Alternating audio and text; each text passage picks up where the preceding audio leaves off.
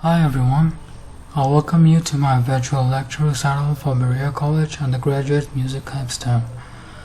The subject of my presentation is the relationship of preludes and fugal subjects in Johann Sebastian Bach and Dmitri Shostakovich. The motivation behind this topic is led by my curiosity in finding that although some fugues are composed as standalone pieces, there are fugues that get accompanied by preliminary materials in the beginning. In this case, the preliminary material is the prelude. This presentation will explore what relationships these preliminaries have with the fugues that follow them. Before I start my presentation, I would like to go through the order of topics that I will be covering. We will start with an exploration of what the form of a prelude is and its history. Following the prelude, we will discuss the form of a fugue and what the form of a fugue is and its history. After these introductions to the two forms, we will take a closer look at two analyses of C major preludes and fugues taken from Johann Sebastian Bach's Wohltempelklavier Book 1 and Dmitri Shostakovich's 24 Preludes and Fugues Opus 87. The presentation will end with the performance of these two preludes and fugues. The form of a prelude does not adhere to any specified rule. There are many improvisatory in their conception. The French term prelude and the German term preludieren both means to improvise. Preludes in their early history function as preambles to a larger and more complex work. In later periods, preludes become written as standalone pieces. The reason why we see a lot of notated preludes, even though they were improvised in their inception, is due to an educational reason. Preludes for instruments like the keyboard and lute in the Baroque period were used to loosen a performer's hand before the main piece is performed. Therefore, certain instrumental techniques were used, and the notated prelude will then serve as an important learning material for a pupil of that instrument. For this reason, preludes are mainly written as instrumental music and not vocal music. It is important to note here that although chorale preludes are called chorales, they are written to be played on the organ and not for singing. The earliest preludes were found in the 15th century, written primarily for the organ. Preludes from this era use a lot of sequential patterns, where a certain melody or harmonic passage is played again in a different tonal region. Antiphonal imitations between voices were also used. Following the 16th century, these improvised short pieces preface a more organized piece of music. From the 16th century, new terms were introduced to replace preludium, such as staccatos, which are also improvisations but more elaborate, lengthy, and virtuosic. Toccatas also serve as either standalone pieces or accompany as a preface to a structurally organized composition. After the 16th century, with development in contrapuntal writing, composers incorporated elements of inventions and other contrapuntal techniques in their preludes. The pinnacle of writing for preludes was made by Johann Sebastian Bach in his famous 24 Prelude and Fugue sets of the Wohltempelklavier in 1722. Bach exploited all ranges of styles and formal prototypes in these preludes. Composers that followed Bach also wrote preludes, including Mozart and Beethoven. Some of these preludes from the late 18th century are often relabeled as Fantasia. When Mendelssohn revived Bach's music in the early 19th century, composers returned to writing preludes inspired by Bach. Among these includes Felix Mendelssohn's 6 Preludes and Fugues, Franz Liszt's Prelude and Fugue set on the alphabet BACH in musical terms, Brahms' 2 Preludes and Fugues for organ, and Dmitri Shostakovich's 24 Preludes and Fugues Opus 87. As we approached the Romantic period, preludes started to become more and more independent. A good example of this is Frédéric Chopin's 24 Preludes, Opus 28. where some of the preludes lengthen to a point where they no longer could serve as a preamble to another composition. Rather, they are performed as a complete cycle independent of themselves. Composers such as Alexander Scriabin, Sergei Rachmaninoff, Claude Debussy, Olivier Messiaen, and Schoenberg that followed Chopin exploited these characteristics nature of preludes as standalone pieces. The fugue, now, is a purely contrapuntal piece of music. In essence, a fugue is canonic, which means that one voice leads to another voice while the other voice follows. The Latin term fugere means to flee, and the term fugare means to chase. However, the fugue is not a strict canon in which voices share the same melodic contour, nor does it only portray mere infrequent imitations. A fugue is made up of voices that can range from 2 to 4, with the soprano, the alto, the tenor, and the bass from top to bottom, respectively. A fugue is divided into a binary, which is an exposition and a development. The introduction of a fugue is called an exposition. An exposition starts with one voice that introduces a subject or a melodic phrase that is in the tonic key. Once the subject is introduced by the first voice, the second voice enters with the same subject transposed to the dominant. The subject transposed to the dominant is called an answer. However, to keep the exposition in the same key as the tonic, some intervals in the answer are occasionally altered. An altered answer is called a tonal answer, and an unaltered answer is called a real answer. When the answer is played and if there are third and fourth voices in the fugue, the third voice will enter with the subject back in the tonic, followed at the end again by an answer in the fourth voice. Since the voice continues after its introduction in the exposition, it has to remain in counterpoint with other voices. Sometimes this counterpoint is imitated again by another voice that has finished its entry.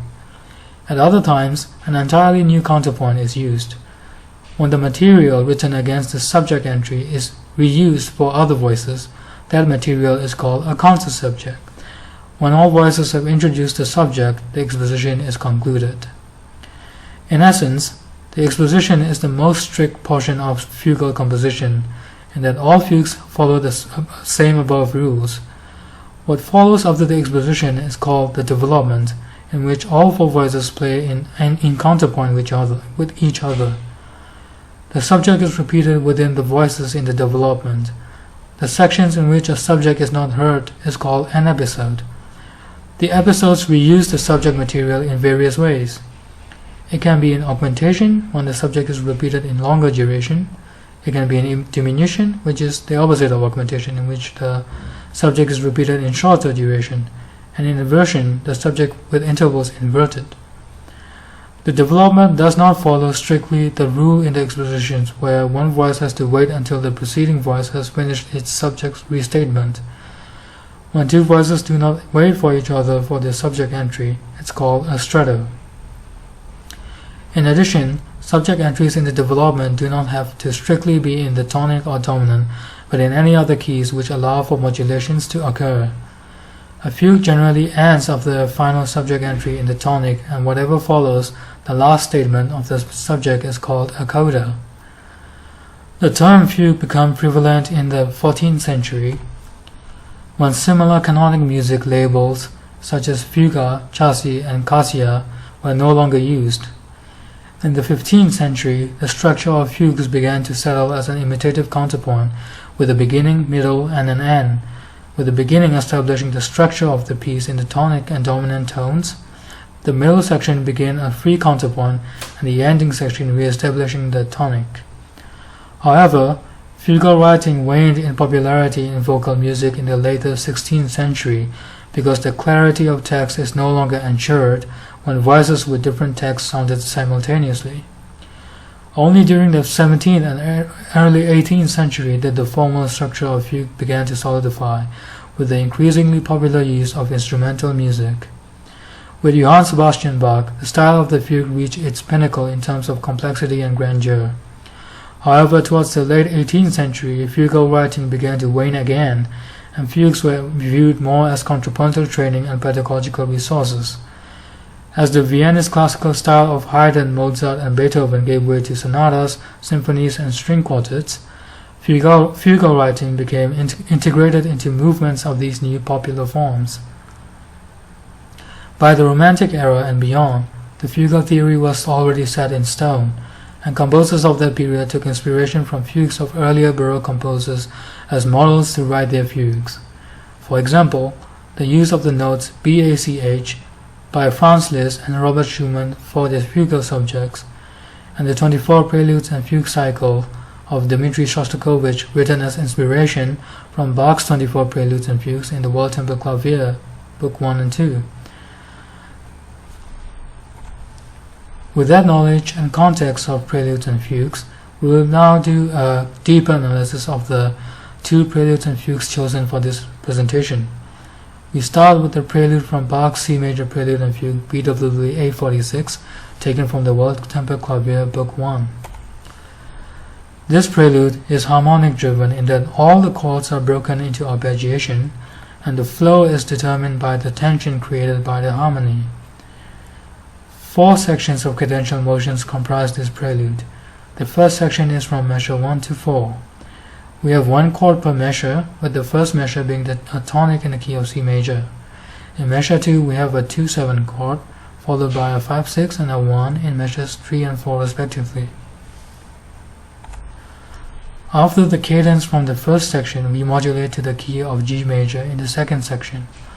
The harmonic progressions in this section are 4, 5-4-2, 1, 4-4-2, 2-7, 5-7, and then back to 1 in the key of G major. For the third section, we return to the key of C major with the chord progressions diminished 7-4-3 of 2 going to a 2-6, a diminished 4-3 going to a 1-6, going to a 4-4-2 to a 2-7 to a 5-7, and then returning to a 1. All of these from measures 12 to 19 respectively.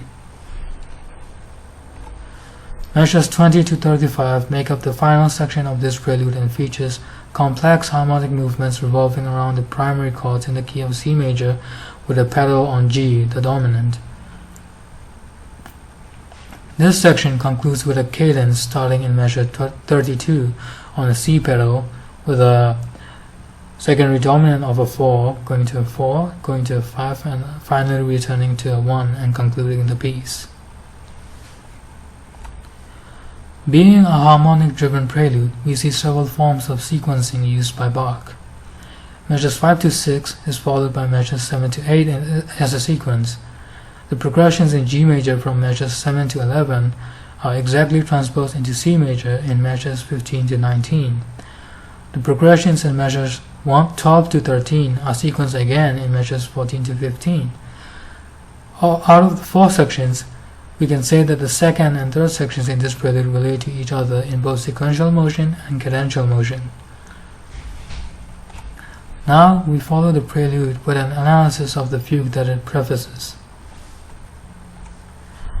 The exposition of this fugue starts with the subject, which is 1 measure and a half long, written in the key of C major, entering in the alto's voice. The subject ends on the pitch E. The rest of the voices follow the order of soprano, tenor, and bass, with an answer, a subject, and an answer respectively. The answer of this fugue is a real answer, since the exact intervals are maintained from the subject to the key of the dominant. The counterpoint written in the alto when soprano enters with the answer is not repeated when the remaining voices enter. Hence, this fugue has no counter-subject. The exposition ends on the downbeat of measure 7 on a half cadence after the final voice enters with the answer. The development of this fugue can be separated into 3 sections, with the first section presenting a harmonic arrival to the relative minor of C major, which is the A minor in measures 13 to 14. Within this section, there are no episodes since the subject is restated in all 4 voices as follows: soprano, tenor, bass, and alto. The entry in the bass in this section has a stretto counterpart to it.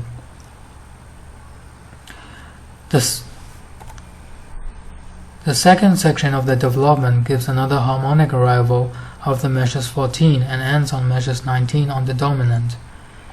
We still do not encounter any episodes in this section. The subject is restated in all four voices in the order of alto, tenor, bass, and soprano. In this section, all the subject restatements are accompanied by a stretto pair that gets increasingly close to each other as the section progresses. For the third and final section in this development, we have another subject restatement that begins on measures 20 in the order of tenor, alto, bass, and soprano. No episodes are seen in this section either. The first two entering subject statements are paired together as a stretto, and they are the closest spaced stretto in this entire fugue, causing the highest tension. The tension is reduced to a cadence in the tonic key of C major in measures 24. A pedal on C is held in the bass in the coda starting in measures 24. The uniqueness of this coda is that it allows for one more subject statement in the alto after the fugue ends with a perfect authentic cadence in C major in measures 27. In this fugue, we see a total of 24 subject entries. I would now like to discuss what relationship we can form between this prelude and fugal subject by looking at the harmonic foundation that comprises the formation of the subject in the fugue. Since the exposition starts with the subject in one voice, I believe that this solo in the exposition provides a mean for a harmonic analysis, since the entirety of the fugue is meant to be comprised of this subject material. In analyzing the harmonic undertones of the subject from this fugue, we can come up with a simple cadential progression, a 1, 4, 5, and 1 for the subject. Since this progression relates similarly to the opening progressions in the prelude of 1, a 2-4-2 to a 5-1, in that they have a tonic, predominant, dominant, and tonic progression, one can state that the formation of the fugal subject is already made clear to the audience when the prelude is introduced in the beginning. I would like to now take a look at one more pair of C major prelude and fugue taken from Dmitri Shostakovich's 24 Preludes and Fugues Opus 87, written in the 20th century. This prelude is also harmonic driven, but incorporates elements of 20th century music. We can divide the prelude into two sections, with each beginning on the same harmonic phrase. The first section begins from measures 1, and the second section begins from measures 35 to the end. Measure 1 opens with a C major chord that is in the exact voicing as that in Bach's C major prelude. The progression of this opening phrase is a 1, a 5, a neighboring chord, a 5 repeated, and then a 1. The opening progressions is followed by a chromatic progression in C minor from measures 7 to 9 with a restatement of the opening chord that follows through to a B minor chord in the first inversion. A chromatic melody connects us to different chord progressions that arrives on an E minor and 9th chord in measures 22. A build-up of the measure 22 ends on an F fully diminished 7th chord in the third inversion in measures 30. Another chromatic melody connects us to the second section of the prelude starting on measures 35. The second section repeats the opening 9 measures of the prelude, with the final measure having the bass go down one step to a B, causing an E minor chord in the second inversion instead of the C major chord that we had in the beginning. The next following measure is a G dominant 7th chord in the first inversion. Of the measures 44, a chromatic passing and ascending passage with quartal harmonies creates a tension that reaches a climax with a G quartal chord in measures 52. The climax subsides with descending chromatic harmonic progressions of quintal chords. Another melodic fragment in measures 58 bridges us to the coda in measure 61 that cycles back and forth between a 1 and a 5 chord, which finally ends the piece on a 1 chord.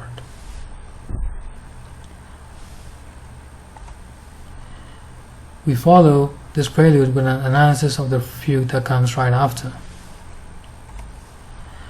The exposition starts with the subject introduced in the bass on the tonic key of C major or C Ionian.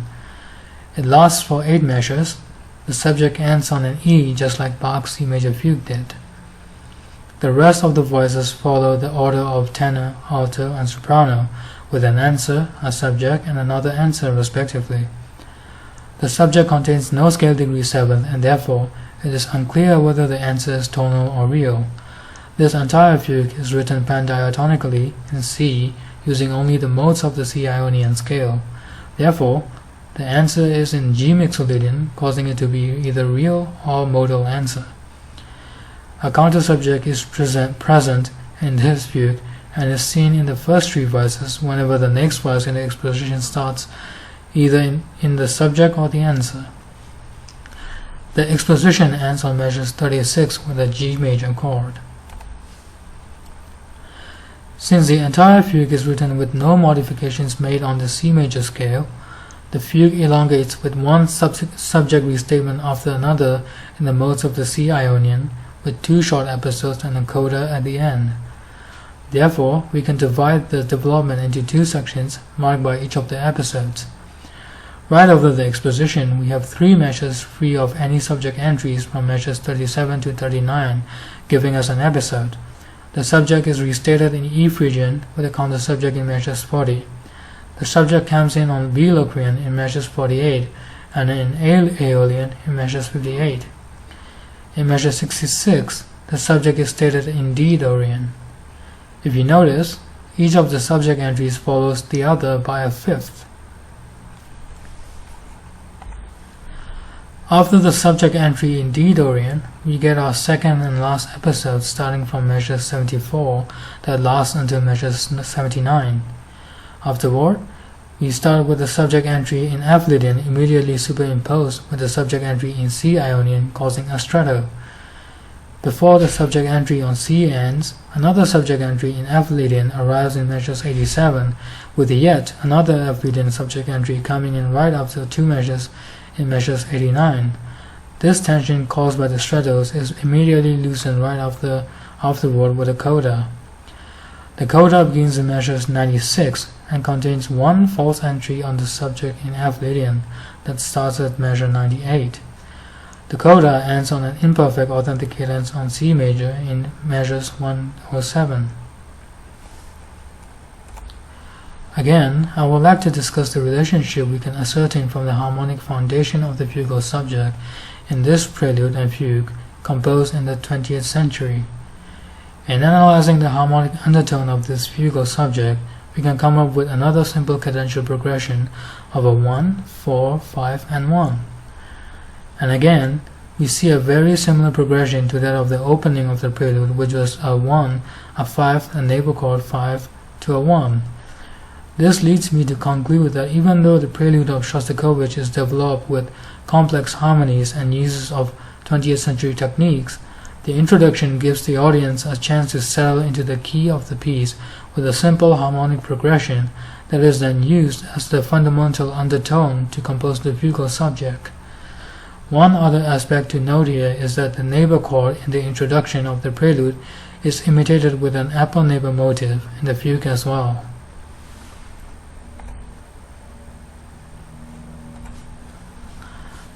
I would now like to end my presentation with a performance of 2 preludes and fugues analyzed in this presentation. The first performance will be of Bach's Prelude and Fugue in C major, BWV 846, taken from the World Temple Clavier Book 1. The second performance will be of Shostakovich's Prelude and Fugue in C major, taken from the 24 Preludes and Fugues Opus 87.